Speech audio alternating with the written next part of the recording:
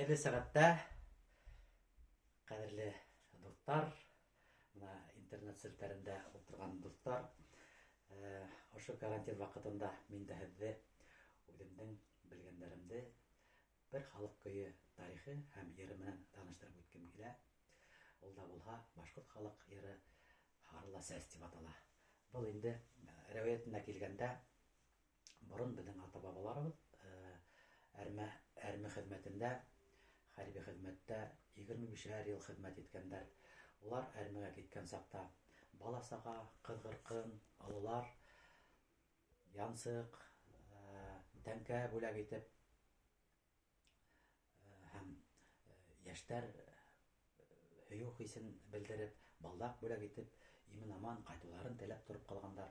Бына был йырҙың тарихында, нигеҙендә ята инде ул ике һөйгән йәр тураһында.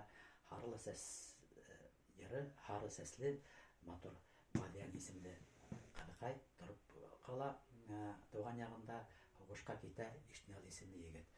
Оҙаҡ хеҙмәт иткәс, уларҙың һөйөү, һағыныу, һарғайыу хистәрендә бына ошо йыр килеп сығала инде. Был йырҙы Ғата Сөләймәнов яҙмаларында күрергә була һәм беренселәрҙән булып Нажия Аллаярова һәм Фәрит Бикбулатовтың яҙмалары бар. Филармонияға беҙ эшкә килгән саҡта инде аны Венера Рахматуллина менән Ғали Хәмзин дуэт итеп йырланылар. Һуңғараҡ уны Райман Ишбаев менән Венера икәүләп яҙма запис эшләнеләр. Ә мин һеҙгә был йырҙы ҡурай моңдары аша һеҙгә тәҡдим итәм. Һарыла сәс.